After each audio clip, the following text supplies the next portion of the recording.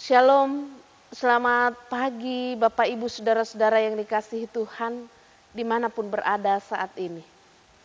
Kita patut bersyukur kepada Tuhan oleh karena perkenaannya, sehingga kita boleh bertemu kembali dalam renungan mingguan di akhir pekan. Hari ini, hari Sabtu 7 November 2020. Kita akan mendengarkan firman Tuhan, tapi sebelumnya mari kita berdoa. Kami bersyukur Tuhan, karena atas kehendak-Mu sehingga kami boleh bangun dari peristirahatan kami menemui hari baru, hari karunia Tuhan. Mendasari seluruh kegiatan kami di akhir pekan hari ini, kami mau mendengarkan firman Tuhan. Kuasai kami dengan kuat kuasa Roh Kudus-Mu. Dalam Kristus Yesus kami berdoa. Amin.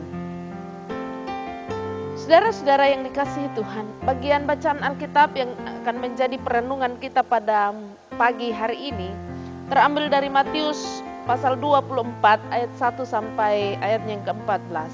Saya ambil dari renungan harian Toraja. Bait Allah akan diruntuhkan. Sesudah itu Yesus keluar dari bait Allah lalu pergi. Maka datanglah murid-muridnya dan menunjuk kepada bangunan-bangunan bait Allah. Ia berkata kepada mereka, "Kamu lihat semuanya ini? Itu, aku berkata kepadamu sesungguhnya tidak satu batu pun di sini akan dibiarkan tergeletak di atas batu yang lain. Semuanya akan diruntuhkan." Ketika Yesus duduk di atas bukit Zaitun, datanglah murid-muridnya kepadanya untuk bercakap-cakap sendirian dengan dia. Kata mereka, "Katakanlah kepada kami bila manakah itu akan terjadi dan apakah tanda kedatanganmu dan tanda kesudahan dunia?" Jawab Yesus kepada mereka, "Waspadalah supaya jangan ada orang yang menyesatkan kamu. Sebab banyak orang akan datang dengan memakai namaku dan berkata, 'Akulah Mesias,' dan mereka akan menyesatkan banyak orang. Kamu akan mendengar deru perang atau kabar-kabar tentang perang. Namun berawas-awaslah. Jangan kamu gelisah sebab semuanya itu harus terjadi, tetapi itu sebelum kesudahannya. Sebab bangsa akan bangkit melawan bangsa dan kerajaan melawan kerajaan. Akan ada kelaparan dan gempa bumi di berbagai tempat.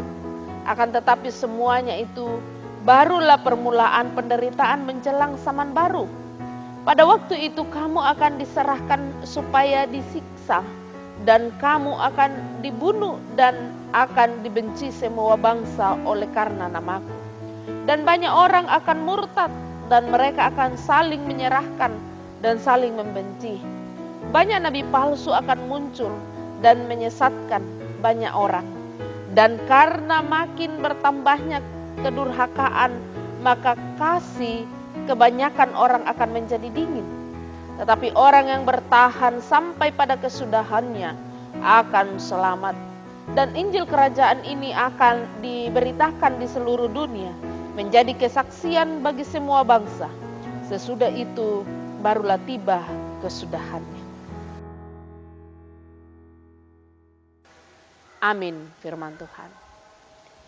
Saudara-saudara yang dikasihi Tuhan, oleh Gereja Toraja diberi tema waspadalah.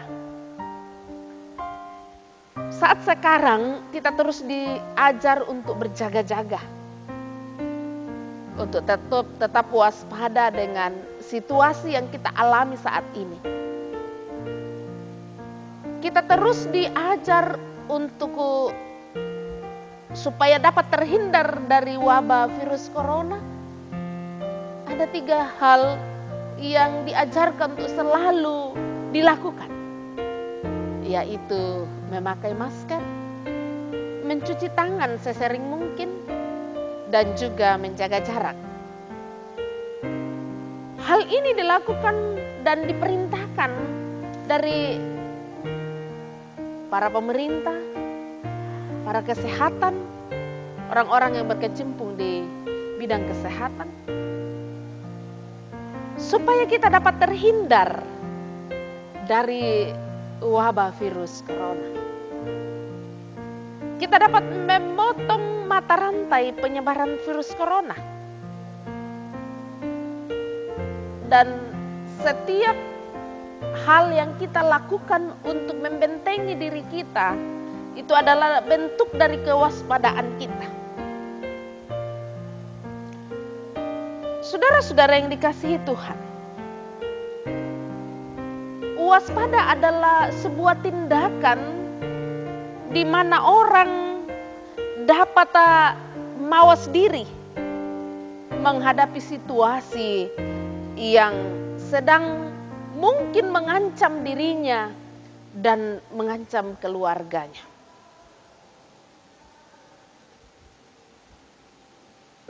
Tuhan Yesus dalam khotbahnya tentang akhir zaman menggambarkan bagaimana situasi yang akan dihadapi oleh para murid-murid dengan bermunculnya berbagai macam persoalan kehidupan, munculnya berbagai guru-guru palsu, nabi-nabi palsu, dan dengan ajaran-ajaran yang tidak sesuai dengan kehendak Tuhan. Saudara-saudara yang dikasihi Tuhan, situasi yang mencekam akan ada dan akan muncul di berbagai tempat. Hal ini yang disampaikan oleh Yesus kepada murid-muridnya, untuk tetap waspada dan berjaga-jaga agar mereka tidak dibawa oleh arus ajaran-ajaran sesat yang ada. Karena pengikut Kristus adalah bagian yang paling utama untuk diserang oleh ajaran-ajaran yang dapat saja menyesatkan para murid saat itu, saudara-saudara.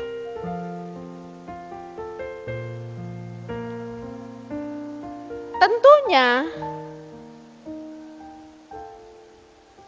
dalam perjalanan pelayanan ini, Yesus mau menyampaikan kepada para murid untuk mereka dapat memahami kondisi yang mereka akan hadapi, bahwa banyak ancaman bagi pengikut Kristus, banyak ancaman yang harus mereka hadapi supaya mereka tahan untuk menghadapi itu. Kalau diawali dengan runtuhan dan sebagainya, tidak adanya kasih itu menjadi dingin di antara sesama manusia. Yesus mengatakan itu baru awal. Jika demikian, saudara-saudara, kalau apa yang kita hadapi sekarang dengan adanya wabah virus corona, kita diajak untuk bagaimana saling peduli satu dengan yang lain, saling menjaga, mewaspadai kehidupan kita, mewaspadai kehidupan keluarga, kesehatan keluarga kita. Dan memang saudara-saudara, waspada adalah sikap bagaimana kita berjaga-jaga dan hati-hati dalam kehidupan kita setiap hari. Bukan kita hanya waspada terhadap wabah virus corona, karena selain itu, saudara-saudara, ada banyak yang dapat mengancam kehidupan kita, kesehatan kita. Terlebih lagi, bagaimana sehatnya iman kita kepada Yesus Kristus. Sekarang banyak ancaman, saudara-saudara. Orang dipaksa untuk mengerjakan sesuatu yang tidak berkenan bagi Tuhan karena desakan ekonomi akibat atau dampak dari wabah virus corona. Tetapi tetaplah berjaga-jaga, tetaplah waspada, dan tetaplah bersandar kepada Tuhan. Karena tidak ada taranya ketika kita bersandar kepadanya. Amin. Saudara-saudara, mari kita berdoa. Bapa Surgawi, kami bersyukur bahwa kami boleh mendengarkan firman Tuhan hari ini. Kiranya firman yang kami dengarkan dapat kami pahami dengan baik. Juga Tuhan, kami berdoa bagi saudara-saudara kami yang bergumul karena sakit. Saudara kekasih kami Mama Devon, saat ini Tuhan ada dalam kelemahan tubuh, Tuhan berkati dia. Yang bergumul karena himpitan ekonomi, Tuhan tolong dia. Juga Tuhan berdoa bersama dengan keluarga Rensa, bersama dengan saudara-saudara yang saat ini berduka oleh karena ditinggal oleh ibu kekasih. Tuhan berkati mereka dalam menjalani kehidupan ini, terlebih lagi dalam bergumul karena duka cita yang mereka alami. Seluruh jemaatmu dimanapun berada saat ini, Tuhan lindungi mereka, berkati mereka. Kami percaya bahwa Tuhan selalu menolong kami dalam setiap kehidupan kami. Dalam nama Yesus Kristus kami berdoa. Amin. Saudara-saudara yang dikasihi Tuhan, saudara telah mendengarkan firman Tuhan. Kita percaya bahwa kita terus ada dalam lindungan Tuhan hari ini dan seterusnya.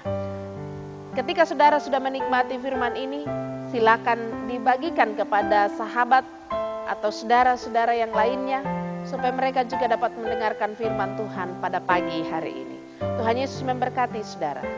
Terima kasih.